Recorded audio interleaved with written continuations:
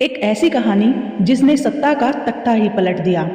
एक अपमान, एक चाल और देखते ही देखते सदियों पुराना शासन मिट्टी में मिल गया। यहाँ तलवार नहीं, बुद्धि ने साम्राज्य खड़ा किया और इतिहास ने राजा नहीं, रणनीति को विजय बनाया। जो गद्दी पर बैठा था वह हार गया और जो गुमनाम था वही सम्राट बन गया।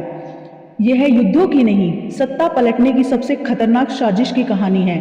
जहाँ योजनाएं चली तो सेनाएं भी बेकार हो गई।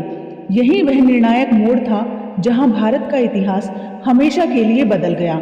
मौर्य साम्राज्य की कहानी केवल राजाओं और योद्धाओं की नहीं, बल्कि योजनाओं, साजिशों, बुद्धि और निर्णायक मोड़ों से भी भरी हुई एक ऐतिहासिक क्रांति की कहानी है।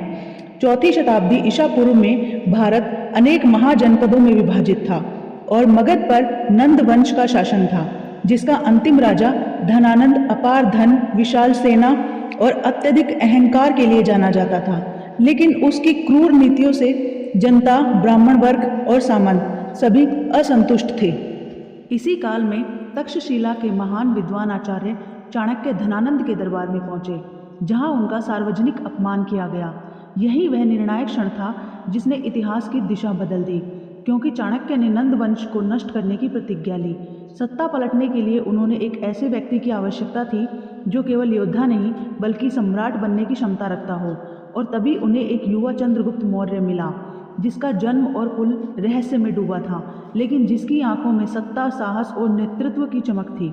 चाणक्य ने चंद्रगुप्त को अपने संरक्षण में लेकर वर्षों तक राजनीति, गुप्तचर तंत्र, कूटनीति, अर्थशास्त्र और युद्ध नीति की कठोर शिक्षा दी।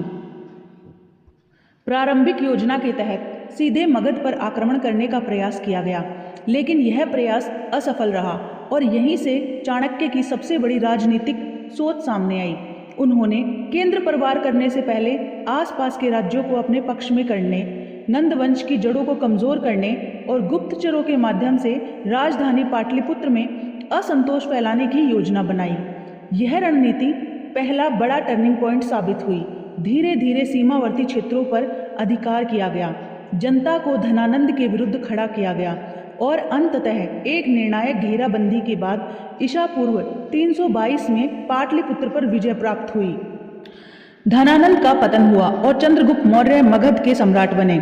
सत्ता प्राप्ति के बाद अगली चुनौती विदेशी शक्तियां थी। सिकंदर की मृत्यु के पश्चात उनके सेनापति उत्तर पश्चिम भारत में जमे हुए थे। चंद्रगुप्त ने सेल्यूकस निकेटर से युद्ध किया और उसे पराजित कर एक ऐतिहासिक संधि की, जिसके अंतर्गत विशाल भूभाग मौर्य समाज में शामिल हुआ। 500 युद्ध हाथी प्राप्त किए हुए और एक अंतरराष्ट्रीय वैवाहिक गठबंधन स्थापित हुआ, जिसने मौर्य साम्राज्य को वैश्विक पहचान दिलाई। शासन को स्थिर करने के बाद चंद्रगुप्त ने चाणक्य के अर्थशास्त्र पर आधारित सुदृढ़ प्रशासन, कर व्यवस्था और गुप्तचर नेटवर्क खड़ा किया। फिर जीवन के अंतिम चरण में जैन धर्म अपनाकर संन्यास ले लिया और सत्ता अपने पुत्र बिंदुसार को सौंप दी। बिंदुसार के शासनकाल में साम्राज्य दक्षिण भारत तक फैला, किंतु दरबार के भीतर उत्तराधिकार को लेकर षड्यंत्र पनपने लगे, जो उनके निधन के बाद खुलकर सामने आए। कई राजकुमारों के बीच सत्ता संघर्ष हुआ और अंततः अशोक विजयी हुए, जिन्होंने सत्ता पाने के लिए कठोर और रक्त रंजित रास्ता अपनाया। अशोक के जीवन का सबसे बड़ा टर्निंग पॉइंट कलिंग युद्ध था, जहां लाखों की हत्या और विनाश ने उन्हें भीतर से तोड़ दिया। इसी क्षण अशोक ने हिंसा का त्याग कर बौद्ध धर्म अपनाया और विजय की परिभाषा को बदलते हुए धम्म विजय की नीति अपनाई। इसके बाद अशोक ने शिलालेखों और स्तंभों के माध्यम से नैतिकता, करुणा, अहिंसा और धार्मिक सहिष्णुता का संदेश पूरे साम्राज्य में फैलाया।